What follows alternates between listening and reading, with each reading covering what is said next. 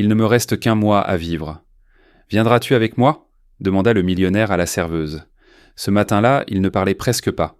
S'il était resté silencieux, Teresa n'aurait jamais su ce que cachait le regard fatigué de l'homme qui commandait son café chaque jour. Teresa Medina essuya ses mains sur son tablier et regarda l'horloge murale du café Luna au cœur de Coyoacán.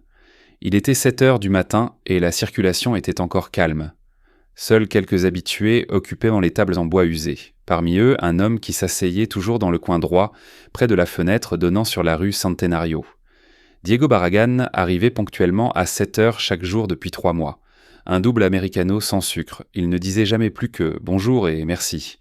Teresa pensait qu'il avait un peu plus de 30 ans, mais quelque chose dans son visage le vieillissait, comme s'il portait un fardeau invisible sur ses épaules. Ce matin d'octobre, lorsque Teresa s'approcha de sa table avec le café, Diego ne regardait pas par la fenêtre comme d'habitude. Son regard était fixé sur ses propres mains qui tremblaient légèrement. « Votre café, Señor Barragán » dit Teresa en posant la tasse sur la table. Diego leva les yeux et Teresa y remarqua quelque chose de nouveau. Ce n'était pas seulement de la fatigue, mais de la peur. « Teresa, dit-il, et elle fut surprise qu'il connaisse son nom. « Puis-je vous poser une question étrange ?» Teresa hésita. En 3 mois, c'était dans les premiers mots qu'il prononçait, en dehors des salutations habituelles. « Bien sûr, répondit-elle en ajustant son tablier. Diego prit une profonde inspiration, et ses mots sortirent tantôt comme un murmure pressé. « Si vous saviez qu'il ne vous restait qu'1 mois à vivre, que feriez-vous » Teresa sentit une boule dans sa gorge. La question était trop lourde pour un mardi matin dans un café. « Je ne sais pas... » « Pourquoi demandez-vous cela ?» Diego regarda de nouveau ses mains. Quand il parla, sa voix était plus ferme, mais toujours empreinte d'une profonde tristesse. « Parce que j'ai appris hier que j'ai une tumeur au cerveau. Les médecins m'ont donné 4 semaines. Peut-être 5. » Teresa sentit ses jambes flageoler et s'appuya sur une chaise vide à côté. « Mon Dieu, murmura-t-elle, je suis vraiment désolée. »« Ne soyez pas désolé, dit Diego en buvant enfin son café. En fait, je veux vous demander quelque chose qui va paraître complètement fou. » Teresa s'assit sur la chaise, oubliant complètement les autres clients. Quelque chose dans la voix de Diego l'empêchait de partir. « J'ai de l'argent, Teresa. Beaucoup d'argent. J'ai hérité de l'entreprise de mon père quand il est mort, il y a 5 ans. Mais cela ne m'a jamais vraiment intéressé. J'ai toujours tout laissé au directeur et j'ai mené une vie vide. » Il marqua une pause comme pour rassembler ses pensées. « Je veux voyager. Je veux voir des endroits que je n'ai jamais vus. Goûter des plats que je n'ai jamais goûtés. Parler à des gens que je n'ai jamais rencontrés. Je veux sentir que j'ai vécu, ne serait-ce qu'1 mois. » Teresa ne comprenait pas où il voulait en venir. « C'est merveilleux, Señor Barragán. Je suis sûr que ce sera un voyage incroyable. » Diego la regarda droit dans les yeux. « Je veux que vous veniez avec moi. » Le silence entre eux sembla durer une éternité. Teresa entendait le bruit de la machine à café et les murmures des autres clients, mais tout semblait lointain. « Je ne comprends pas, dit-elle enfin. Pendant ces 3 mois, en vous regardant travailler ici, j'ai compris quelque chose. Vous traitez chaque client comme s'il était spécial. Vous souriez même lorsque vous êtes fatigué. Vous avez ce que je n'ai jamais eu, la capacité de trouver de la joie dans les petites choses. » Teresa sentit son cœur battre plus vite. « Señor Barragán, je vous connais à peine et vous ne me connaissez pas non plus. »« C'est exactement pour ça, » l'interrompit Diego. « Je ne veux pas passer mon dernier mois avec des gens qui me connaissent et qui auront pitié de moi. Je veux voir le monde à travers les yeux de quelqu'un qui sait encore s'émerveiller. » Il sortit une carte de visite de sa poche et la posa sur la table. « C'est la carte de mon assistant. Si vous acceptez, il organisera tout. Les billets, les hôtels, les papiers. Vous ne paierez rien et, en plus, vous recevrez assez pour ne pas avoir à travailler pendant un certain temps à votre retour. » Teresa regarda la carte, puis Diego. « Et si je dis non ?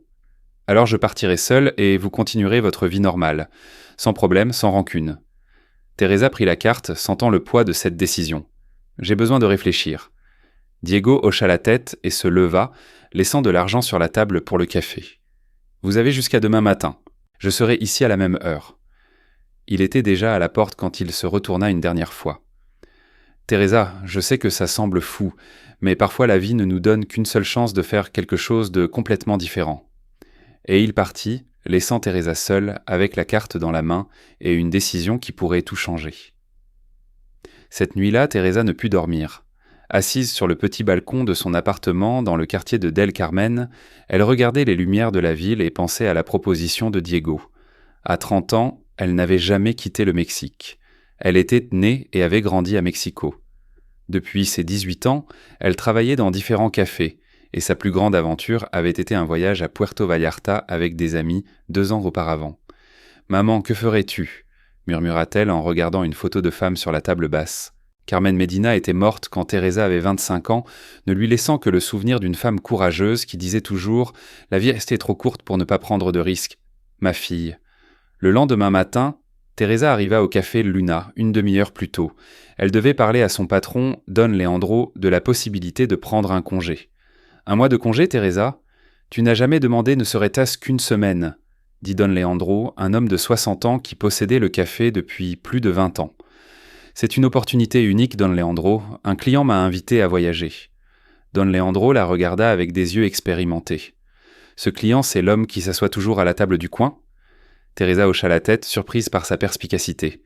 « Il semble être un homme bon, » dit Don Leandro, triste mais respectueux. « Et toi, Teresa, tu travailles ici depuis 5 ans sans jamais rien demander.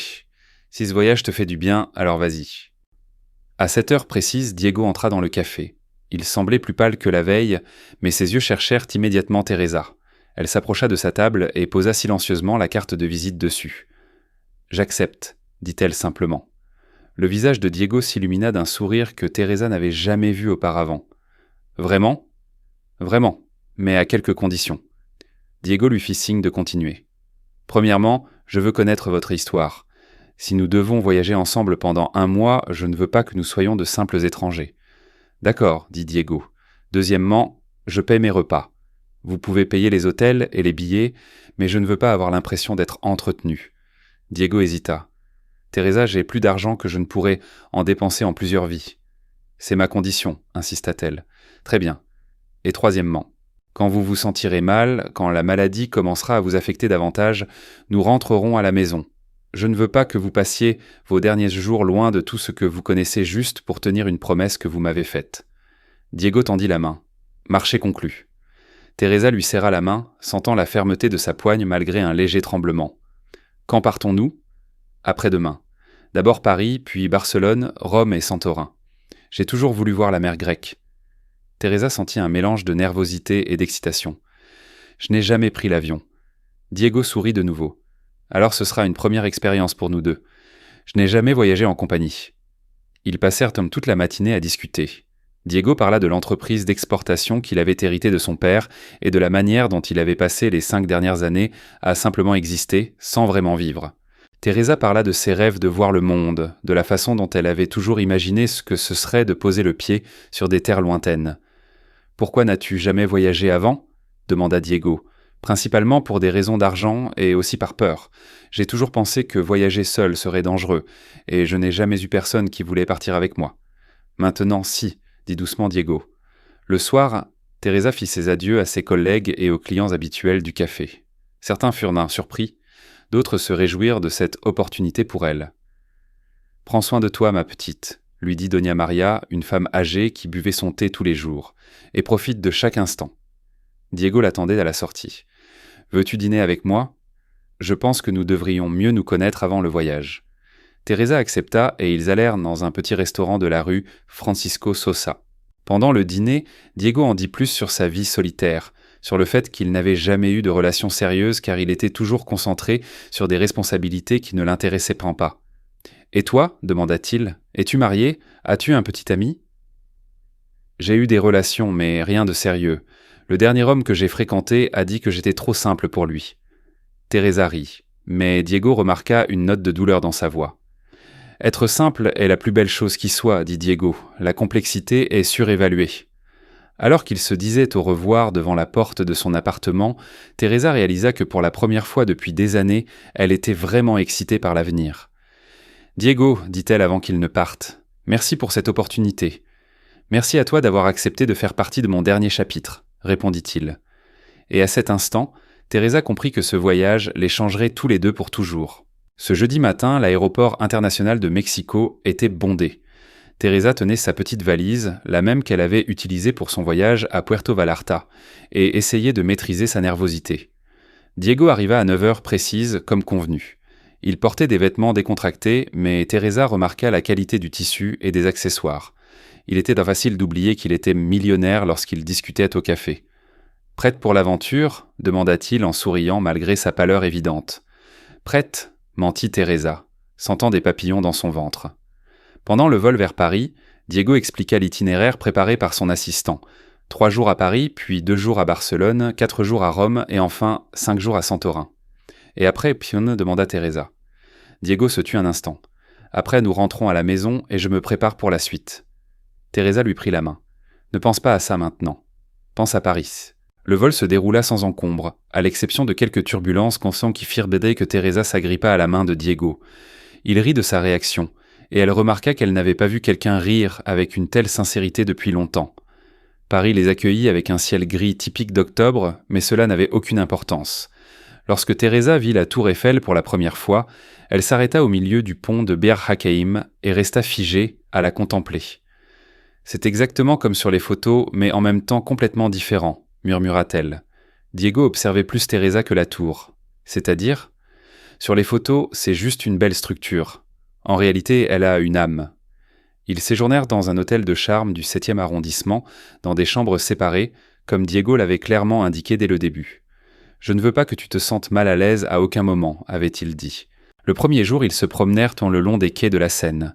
Teresa goûta des crêpes pour la première fois, pendant que Diego racontait que son père avait toujours parlé de Paris, mais n'avait jamais pu visiter la ville. « Il disait que Paris est un endroit où les gens vont pour tomber amoureux, » dit Diego. « Pas des autres, mais de la vie. »« Et toi, tombes-tu amoureux de la vie ?» demanda Teresa. Diego s'arrêta et la regarda. « Pour la première fois depuis des années, oui. » Le deuxième jour, ils visitèrent le Louvre. Teresa passa plus d'1 heure devant la Joconde, essayant de comprendre ce qu'elle avait de si spécial. « Je ne comprends pas ce qu'elle a de si spécial, avoua-t-elle.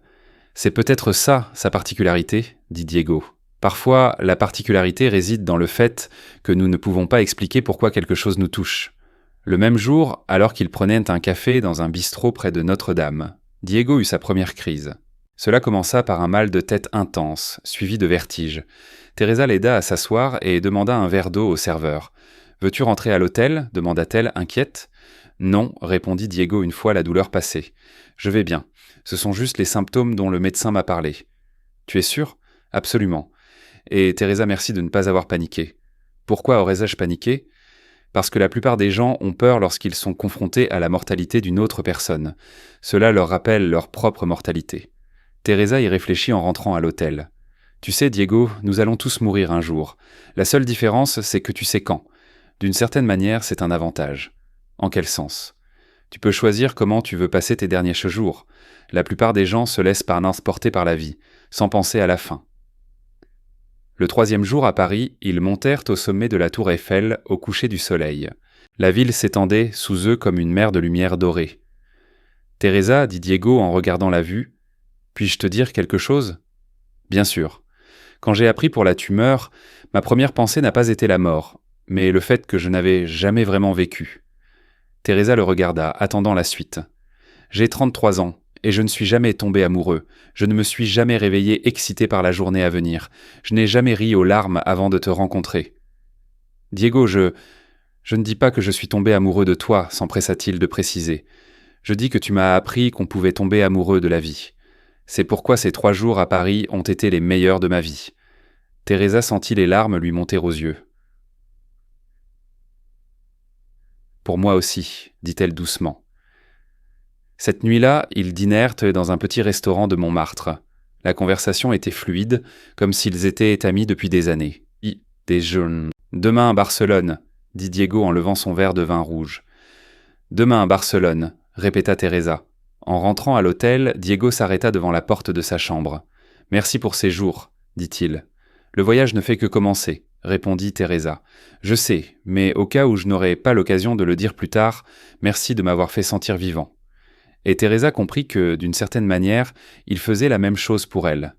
Barcelone les accueillit avec du soleil et une énergie vibrante que seules les villes méditerranéennes possèdent. Teresa se réveilla à l'hôtel au son lointain de la mer et, pour la première fois depuis des années, se sentit pleinement présente dans l'instant. Diego frappa à sa porte à 8 heures du matin avec 2 tasses cotton de café. « J'ai pensé que ton rituel matinal te manquait, » dit-il en lui tendant une tasse. Teresa goûta le café et fit la grimace. « Ce n'est certainement pas comme au café Luna, rit-elle. Au Letran, rien ne remplace la maison, acquiesça Diego. Mais parfois, c'est bien d'essayer de nouvelles choses. Ils passèrent la matinée à se promener sur la Rambla. Teresa était fascinée par les artistes de rue, en particulier un jeune homme qui peignait des portraits avec ses pieds. Diego observait plus Teresa que les sites de touristiques, remarquant comment elle trouvait de la magie dans les petites choses.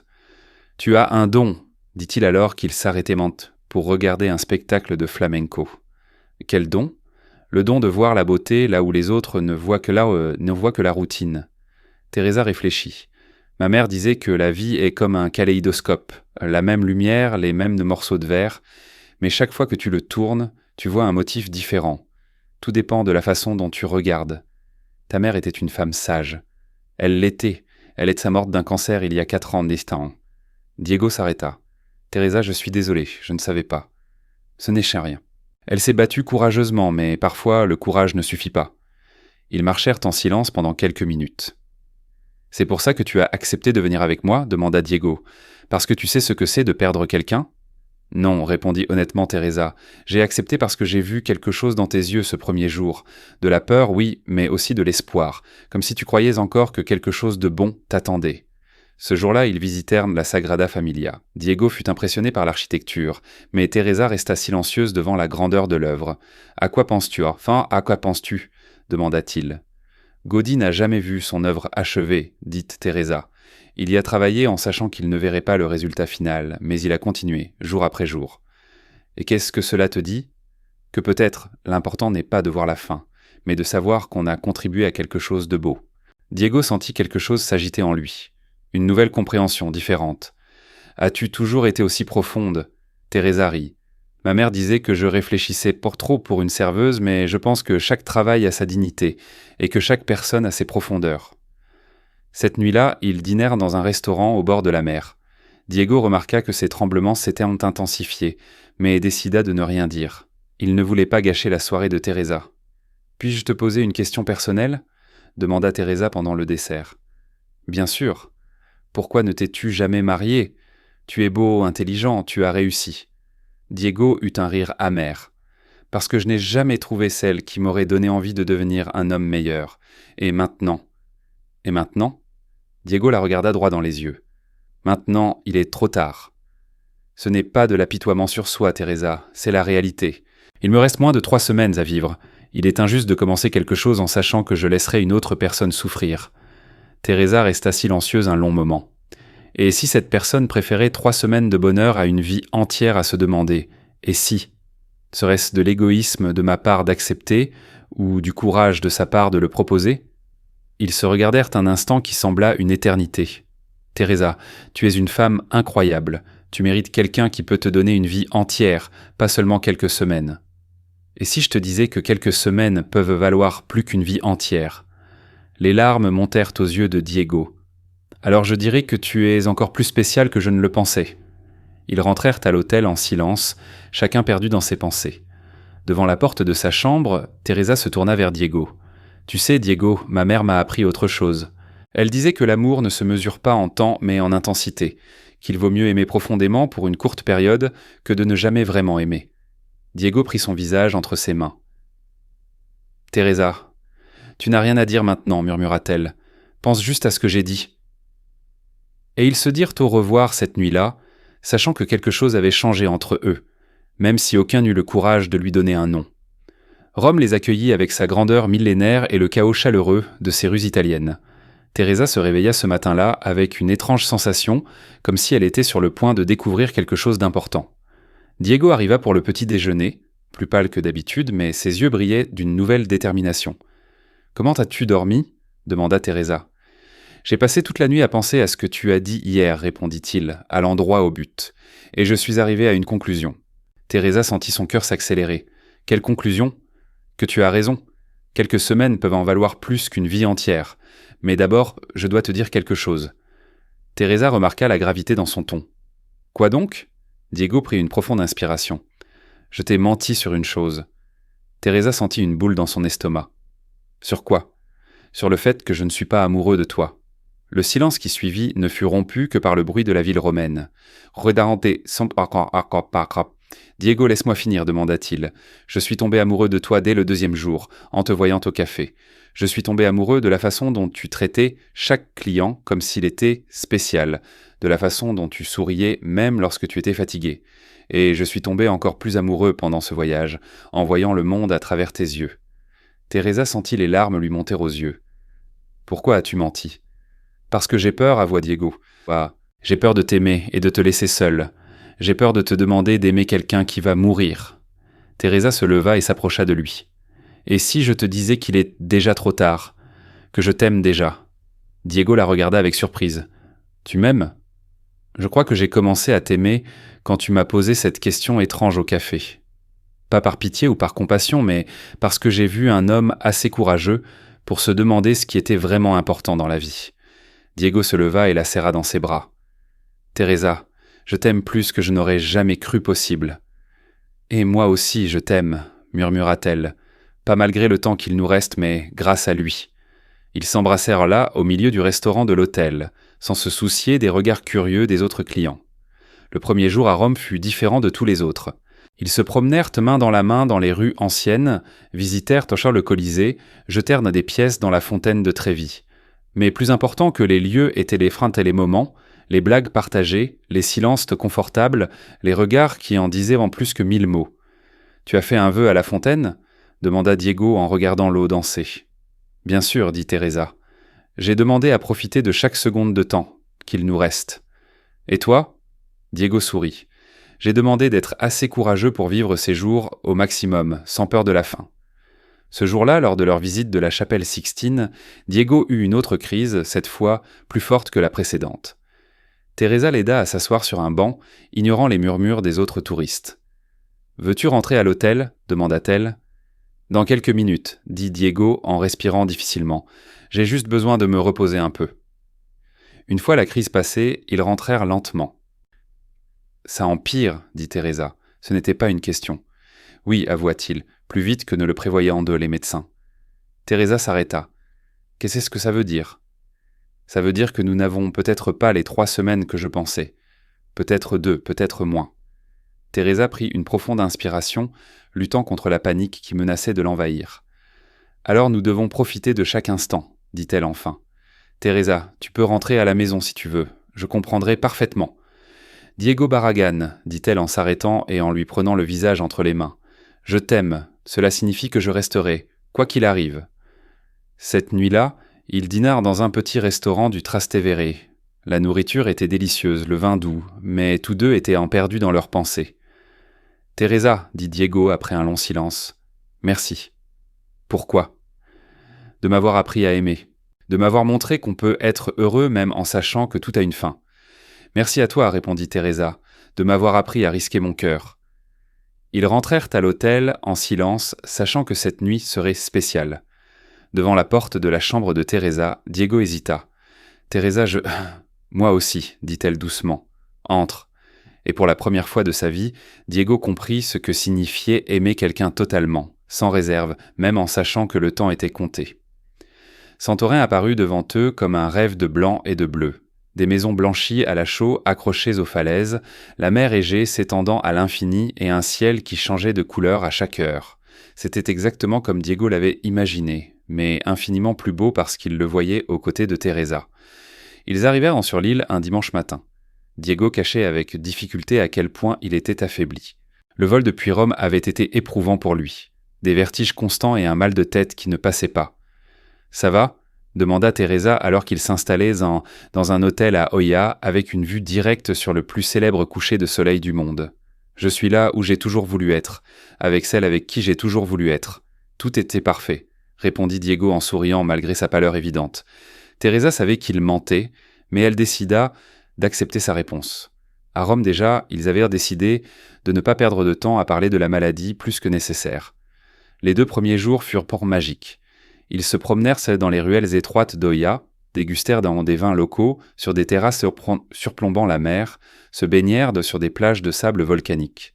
Teresa s'émerveillait de chaque détail et Diego s'émerveillait en la regardant. « Tu sais ce qui me frappe le plus dans cet endroit ?» demanda Teresa en regardant le coucher de soleil le 3e jour. « Quoi donc ? la façon dont tout semble à la fois éternel et fragile. Ces falaises existent depuis des milliers d'années, mais elles pourraient s'effondrer à tout moment. Diego la regarda avec admiration. « Comment fais-tu pour toujours trouver de la poésie dans les choses ?»« Je crois que j'ai appris ça de toi, dit Teresa. Tu m'as appris que la beauté réside précisément dans ce qui ne dure pas. » Le 4e jour, Diego se réveilla incapable de se lever du lit. Teresa essaya de cacher sa panique, mais elle savait que le moment qu'ils redoutaient tous les deux était arrivé. « Peut-être devrions-nous rentrer à la maison ?» suggéra-t-elle doucement. « Pas encore, dit Diego avec effort. Je n'ai pas encore vu un dernier coucher de soleil à Santorin avec toi. » Teresa l'aida à s'habiller et appela un taxi pour atteindre le point le plus élevé d'Oia. Diego s'appuyait sur elle à chaque pas, mais il insista pour marcher. « Promets-moi une chose, dit-il, alors qu'ils montaient lentement la colline. Quand je ne serai plus là, ne cesse pas de voyager. Ne cesse pas de regarder le monde avec ces yeux qui m'ont fait tomber amoureux de la vie. » Teresa ravala ses larmes. « Diego, ne fais pas ça. »« Teresa, j'ai besoin de le dire. Écoute. » Ils s'arrêtèrent pour se reposer sur un banc de pierre. « Je veux que tu prennes tout l'argent que je t'ai laissé et que tu l'utilises pour vivre. Voyage, rencontre des gens, tombe amoureuse à nouveau. » « Je ne tomberai plus jamais amoureuse, l'interrompit Teresa. « Bien sûr que si. Et quand ça arrivera, je veux que tu te souviennes. L'amour n'est pas la possession, c'est la liberté. Je te libère pour que tu puisses aimer autant de fois que ton cœur le voudra. » Teresa ne pouvait plus retenir ses larmes. « Comment fais-tu pour être aussi courageux ? » Parce que tu m'as appris que le courage n'est pas l'absence de peur, mais le fait d'agir malgré elle. Ils atteignirent sans le point le plus élevé alors que le soleil, tel un disque d'or, commençait à descendre vers la mer. Diego s'assit sur un muret, faisant asseoir Teresa à côté de lui. « Exactement comme je l'imaginais, » murmura-t-il. Le ciel se teinta d'orange, de rose et de violet. La mer les reflétait comme un miroir liquide, et les anciens moulins à vent se découpaient en silhouette contre la lumière. « Diego, dit doucement Teresa. MMH ? Merci de m'avoir choisi pour ce voyage. Merci à toi d'avoir accepté. » Ils restèrent assis en silence, regardant le soleil toucher l'horizon. « Teresa, dit Diego d'une voix affaiblie, je suis là. Je t'aime plus que les mots ne peuvent le dire. Et je t'aimerai pour toujours. » Le soleil disparut complètement, laissant derrière lui un ciel parsemé d'étoiles. Diego posa sa tête sur l'épaule de Teresa. « Ça, c'était parfait, murmura-t-il. « Oui, acquiesça Teresa en l'embrassant sur le front. Diego ferma les yeux avec un sourire. « Promets-moi que tu te souviendras de moi en voyant d'autres couchers de soleil. Je le promets. Et toi, promets-moi que tu seras là, d'une manière ou d'une autre. Je le promets. » Et là, sous le ciel étoilé de Santorin, au son des vagues lointaines et au parfum de jasmin dans l'air, Diego Barragán partit en paix, sachant qu'en temps d'un mois, il avait vécu plus que durant toutes les années précédentes de sa vie. Teresa resta à ses côtés pendant des heures, jusqu'à l'arrivée des autorités locales. Elle ne pleura pas à ce moment-là, elle ne fit que sourire en se remémorant tout leur rire, tous les couchers de soleil vus ensemble, tout l'amour vécu en si peu de temps. 3 jours plus tard, Teresa était dans un avion qui la ramenait au Mexique. Dans ses bagages, il n'y avait pas seulement des vêtements, mais des souvenirs qui resteraient avec elle pour toujours, et une enveloppe que Diego avait laissée avec l'instruction de ne l'ouvrir que pendant le vol de retour. À l'intérieur de l'enveloppe, elle trouva une lettre et une carte bancaire. « Ma chère Teresa, si tu lis ceci, cela signifie que notre voyage est terminé. J'espère que ces jours ont été aussi spéciaux pour toi qu'ils l'ont été pour moi. Cette carte bancaire donne accès à un compte contenant des millions de dollars. Ce n'est pas pour que tu te sentes redevable, mais pour que tu aies la liberté de poursuivre tes rêves. Utilise cet argent pour voyager, étudier, aider les autres. Pour tout ce qui rendra ton cœur heureux. Tu m'as offert le plus grand cadeau qu'un être humain puisse donner à un autre. Tu m'as montré comment vivre vraiment. Maintenant, c'est à ton tour de vivre. Pour toi, pour moi, pour tous les couchers de soleil que nous partagerons encore, d'une manière ou d'une autre. Avec tout mon amour éternel, Diego. PS. Ouvre un café dans un endroit spécial, et quand un homme triste s'assoira seul à une table dans un coin, offre-lui plus qu'un simple café, offre-lui une opportunité. Teresa pleura pour la première fois depuis la mort de Diego. Pas de tristesse, mais de gratitude. Il lui avait donné plus que de l'argent ou des voyages. Il lui avait donné la certitude que l'on peut aimer passionnément, même en sachant que tout a une fin. 6 mois plus tard, Teresa ouvrit le café Horizonte dans une petite ville côtière de l'État d'Oaxaca. L'établissement offrait une vue incroyable sur l'océan Pacifique, et chaque soir, les clients pouvaient admirer le coucher du soleil en sirotant leur café. Teresa gardait toujours une table réservée dans le coin, près de la fenêtre, et quand quelqu'un s'y asseyait avec un regard perdu et triste, elle s'approchait avec un sourire et demandait « Puis-je vous offrir quelque chose de plus qu'un café ?» Parfois, c'était juste une conversation, parfois une nouvelle opportunité. Une fois, ce fut un billet d'avion pour quelqu'un qui n'avait jamais quitté sa ville. Chaque soir, avant de fermer le café, Teresa regardait le coucher du soleil et murmurait « Merci Diego de m'avoir appris. Aimer en vaut toujours la peine. » Et d'une certaine manière, elle savait qu'il l'entendait. Parfois, recommencer, ce n'était pas revenir au point de départ, mais simplement choisir un nouveau chemin, le cœur rempli d'amour et des souvenirs qui nous ont aidés à grandir.